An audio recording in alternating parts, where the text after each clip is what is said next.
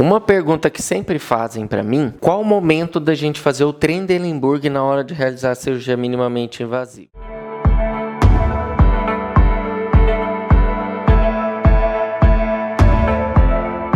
Eu vou tentar demonstrar nesse vídeo aqui qual que é o momento que eu acho mais próximo do ideal. Vamos lá, quando a gente faz, e eu já mostrei em outros vídeos, faz a padronização da colocação dos portais, e isso é muito importante porque eu sempre tento mostrar o porquê de todas as nossas ações nas realizações da cirurgia, para que a gente entenda realmente o porquê que a gente está fazendo aquilo e justifique a realização daquele processo. Bom, então vamos lá.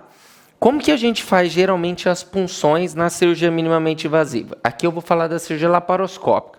A gente utiliza um trocáter na cicatriz umbilical, geralmente aqui na lateral esquerda, e 3 outros trocáteres na parte inferior infraumbilical. 2 nas fossas ilíacas, direita e esquerda, e 1 na região suprapúbica. A gente costuma utilizar a ótica de 30 graus. Faz o treinamento para você começar a realizar a cirurgia pélvica inicial e depois para partir para a cirurgia complexa. Quando você vai para a cirurgia complexa, às vezes você precisa do movimento e da visão lateral. Então, por isso que é importante a gente fazer com a ótica de 30 graus e já ir treinando na cirurgia. Como a gente coloca essas duas punções aqui a mais ou menos 2 centímetros das cristas ilíacas anterosuperiores, resta a terceira punção. Essa terceira punção, geralmente, a gente faz em torno de 8 a 10 centímetros. Por quê? Para evitar a colisão dos instrumentos. A colisão da câmera com o instrumento que você vai utilizar aqui na punção suprapúbica. Por que eu estou falando isso?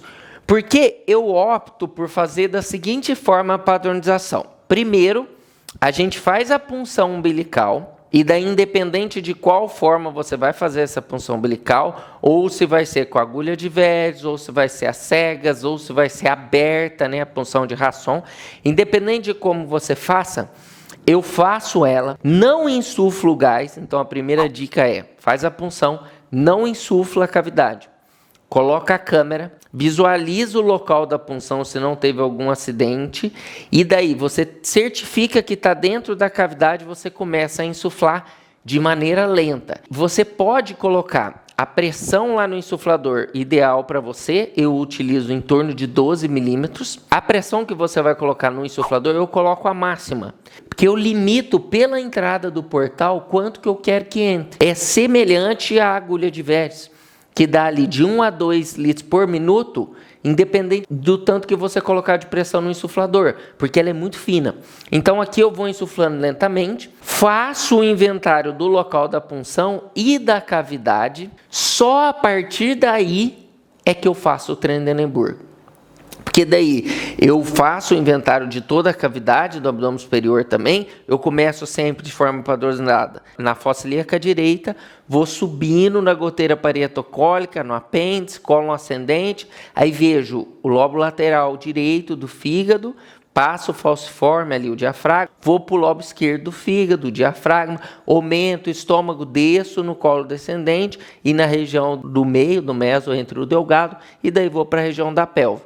Dessa forma, eu peço para fazer o Trendelenburg olhando na pelve, depois que eu já fiz esse inventário. E antes de realizar essas punções.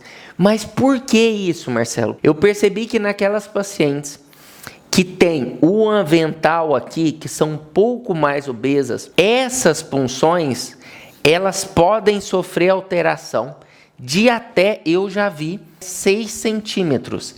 E daí, a gente trabalha em Trendelenburg, né? Para você conseguir trabalhar na pelve.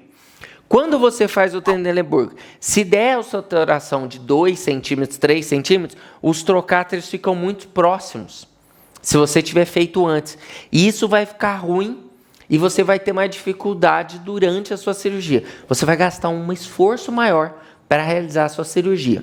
O que eu percebi na cirurgia robótica? Antigamente, quando a gente, não muito tempo atrás, mas quando a gente começou, a gente fazia a punção, e isso, orientação do fornecedor da cirurgia robótica, que a primeira punção deveria ser a 20 centímetros do alvo. Então, se o nosso alvo era a pelve e o útero, a gente tinha que colocar uma distância de 20 centímetros. Mas o que acontecia? Geralmente, essa distância ela era na região supraumbilical e os portais ficavam altos. O que a gente começou a fazer e perceber? Que a gente fazendo a punção umbilical, quando você faz o pneumoperitônio, o gás distende a barriga e fica em torno de 19 a 20 centímetros a punção umbilical. Então você não precisa mais, e com isso a adaptação com a experiência na cirurgia robótica, a gente tem feito a punção umbilical aqui. E quando você dá o Trendelenburg, se você marcar antes, você vai ver que tem uma diferença. Então, na padronização da cirurgia robótica, a gente faz a primeira punção aqui, não marca as outras punções, que geralmente são duas. O que a gente faz? Faz o inventário, fez o pneumo completo, deu o Trendelenburg, aí a gente mede a primeira distância aqui de 8 a 10 centímetros, que vai ser o primeiro portal, e o segundo portal de 5 a 7 centímetros. Isso a gente faz do lado esquerdo e do lado direito com a paciente em Trendelenburg. Então essa é a mensagem que eu queria passar para vocês. Espero que vocês tenham aproveitado esse vídeo. Fique à vontade para compartilhar esse conteúdo com alguém da sua equipe ou com algum colega que realiza cirurgia minimamente invasiva. Um grande abraço.